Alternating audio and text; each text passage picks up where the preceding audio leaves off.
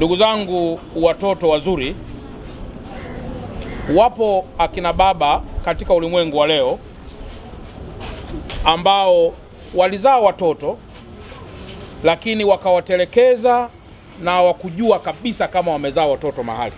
Lakini wapo pia kina baba ambao wanazaa watoto halafu hawatoi matunzo yoyote kwa mama zao. Mwisho wa siku tutapata matokeo ya watoto ambao wamekosa msaada kwenye jamii zao.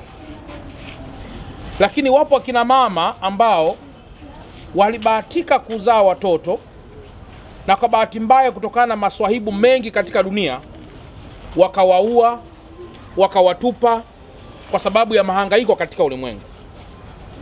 Lakini wapo pia kina mama ambao walikwenda leba kujifungua watoto wakiwa na hamu ya kusubiri watoto, mama akafariki na mtoto akabaki akiwa hana mama. Na wapo kina mama ambao wamekwenda leba kujifungua watoto, mama akafariki na mtoto akafariki na dunia ikakosa mtoto, dunia ikakosa mama. Lakini wapo pia jamii ambao mtoto mdogo aliyezaliwa wanashiriki katika vitendo vibaya vya kumbaka au vya kumlawiti.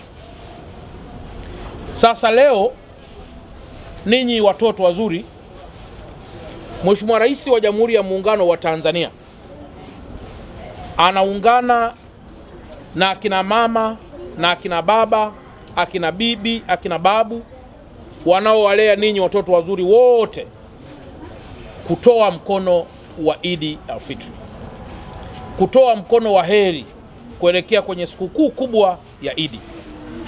Akasema Mheshimiwa Rais. Mheshimiwa Rais anaitwa nani? Semeni kwa sauti, Mheshimiwa Rais anaitwa nani? Dr. Samia Suluhu Hassan akasema basi wapelekeni wajukuu zangu wakaione sherehe hii vizuri, kwa sababu wameshiriki kwenye mwezi mtukufu wa Ramadhani na wapo walioshiriki pia kwenye mwezi huu wa Kwaresma, waliofunga ili kupata baraka na thawabu kutoka kwa mtume wetu. Kwa hiyo ninyi watoto wazuri, najua wapo hapa ninyi ambao mna kina baba lakini wengine hamjawahi kumuona baba. Mpo wengine ambao mmesikia tu kwamba mlikuwa na baba au mama na mama alishafariki au baba alishafariki. Lakini naombeni mjenge mioyo ya dhati kwamba kwenye dunia mnayoishi mmepata watu wazuri ambao wanafanya majukumu yaliyopaswa kufanywa na wazazi wenu. Lakini na ninyi mkikaa katika dua zenu, waombeni heri wale wote wanaowalea. Muombeni heri Dr. Samia Suluhu Hassan, rais wetu. Lakini ombeni heri jamii ili iendelee kuwa na huruma ya kuweza kuwalea. Kesho mje mwe maraisi, mje mwe waziri mkuu, mje mwe wabunge, mje mwe viongozi na mje mwe watumishi wa serikali. Mmenielewa watoto wazuri? Ndio. Watu wazuri, mmenielewa vizuri? Ndio. Lakini wapo watu hapa Dar es Salaam wanawafuata walemavu huko mikoani kote. Wanawachukua wale walemavu, wanawaweka kwenye nyumba, kwenye gesti, halafu wanawanunulia vibaiskeli, halafu wanaanza kuwazungusha kuomba, halafu jioni wananyang'anya zile hela walizopewa, halafu wao wanaendelea kupata neema kutokana na wale walemavu. Wapo watu hapa Dar es Salaam wanatumia ulemavu kujinufaisha wao na sio ulemavu kuweza kubadilisha maisha ya walemavu. Lakini ninyi watu wanaowalea hawajatumia kigezo cha uyatima, kigezo cha mazingira magumu na vigezo vingine vyote, bali wametumia nafasi hiyo kuweza kuwaneemesha. Dar es Salaam kwa sasa kuna ongezeko kubwa la watoto wanaoitwa watoto wa mitaani. Lakini mtakumbuka kwamba Mheshimiwa Rais wa Jamhuri ya Muungano wa Tanzania ameshajenga vituo vikubwa vya kulelea watoto.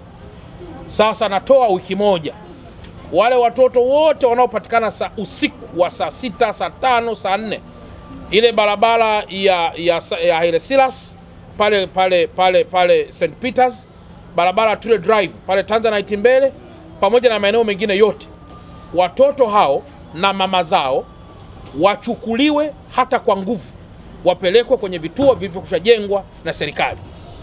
Wapo watu ambao wanaendelea kutumia wale watu kujineemesha na kusumbua watoto kuweza kuombaomba barabarani. Lakini serikali imeweka utaratibu mzuri wa kuwa na vile vituo.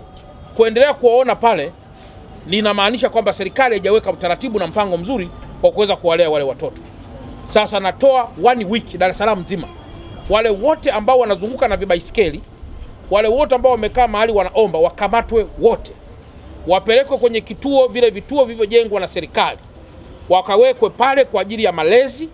Na kama kuna mtu atatoka tena kwenye kile kituo au vile vituo, basi huyo hatua kali za kisheria zitaweza kuchukuliwa dhidi yake au dhidi ya mzazi anayefanya hivyo.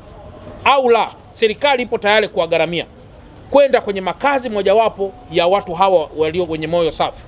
Sisi kama serikali tutagharamia, kuliko kuzunguka na watoto chini ya miaka 3, 2, 5 na kuwazungusha kwenye barabara usiku na kuombaomba. Tunajenga tabia mbaya katika taifa na kuonyesha kwamba taifa halina sera ya kuweza kuwalea watoto ambao wamekosa wazazi, wako kwenye mazingira magumu au vinginevyo, au walemavu au watu wenye mahitaji maalum, na wapate mafunzo yote yanayohitajika: ufundi cherehani, ufundi umeme, ufundi ujenzi, biashara ndogo ndogo. Na wale kina mama wote wajifunze mapishi.